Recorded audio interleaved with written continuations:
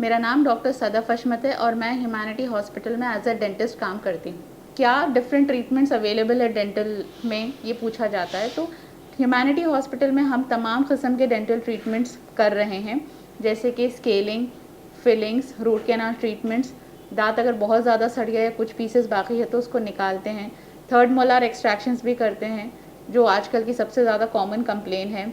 फिर इम्प्लांट्स भी होते हैं, डेंचर्स भी हम फिक्स करते हैं, परमानेंट डेंचर्स भी फिक्स करते हैं, और रिमूवेबल अगर कोई लोग प्रेफर करते हैं तो वो भी करते हैं हम लोग।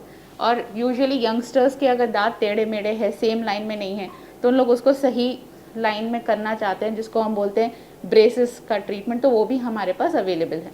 देखिए, आर्टिफिशियल टीथ मेनली तो दो टाइप के होते हैं। एक होता है रिमूवेबल, मतलब जो आप लगाकर निकाल सकते हैं, जो आमतौर पर चौकड़ा कहते हैं, और दूसरा होता है फिक्स।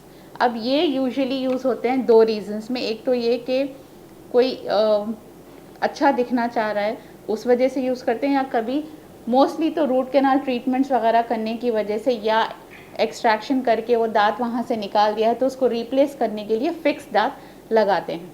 क्वेश्चन यूजुअली पूछा जाता है कि आर्टिफिशियल टीथ क्या अच्छे होते हैं। देखिए, नेचुरल दांत की बात तो किसी में नहीं आती, लेकिन अगर नेचुरल दांत हमारा निकल जाता है या हम उसको खो देते हैं फॉर सम रीज़न, तो आर्टिफिशियल टीथ की हमको मदद लेनी पड़ती है ताकि हम चबा सके, खा सके, और अपने सारे रेगुलर एक्टिविटीज़ जो मुंह से होते हैं वो कैरी आउट कर सके। आर्टिफिशियल दांत यूजुअली तीन टाइप के होते हैं। एक होता है रिमूवेबल, मतलब लगा के निकालने वाले चौकड़े, और एक होते हैं फिक्स, जिसमें आप दांत जहाँ नहीं होता है या रूट कैनाल करने के बाद कैप उसके लिए फिक्स कर देते हैं, होता है फिक्स पार्शियल डेंचर। और तीसरा होता है इम्प्लांट्स, जिसमें आप दूसरे कोई भी दांत को डिस्टर्ब करे बगैर जो दांत आपका मिसिंग है सिर्फ उसको एक स्क्रू की मदद से फिक्स कर देते हैं। अब ये तीनों ट्रीटमेंट्स डिसाइड होते हैं पेशेंट की कंडीशन के हिसाब से, रिक्वायरमेंट के हिसाब से, एंड ऑब्वियसली फाइनेंशियल कंडीशंस भी देखने पड़ते हैं इन सब चीज़ों के लिए।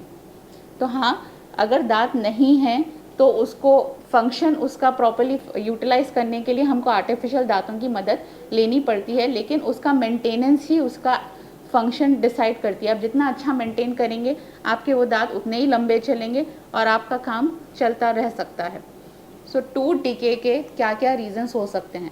मेन रीज़न ये है कि अगर आप प्रॉपर ब्रशिंग ना करें, जिसकी वजह से जो आप खाना खाए हैं वो कहीं कहीं अटक के बच जाता है, साफ़ नहीं हो पाता है, तो वैसी जगहों पे दांत सड़ने शुरू हो जाता है। अगर आप इनिशियल स्टेज पे इसको डिटेक्ट कर लेते हैं तो आप उस अपने असली दांत को बचा सकते हैं by doing a simple filling. लेकिन अगर आप इसको इग्नोर करें, नेग्लेक्ट करें, अगर आपको और भी कोई डाउट्स है तो आप ह्यूमैनिटी हॉस्पिटल के रिसेप्शन नंबर पे कॉल करके मेरा अपॉइंटमेंट ले सकते हैं। मैं Monday to Saturday 10 AM to 5 PM यहाँ अवेलेबल रहती हूँ। Hit TV app, all the success for their launch. Please download the app. Download the Hit TV app now. Please download the app now. Please download the app now. Please download the app now. Download the app now.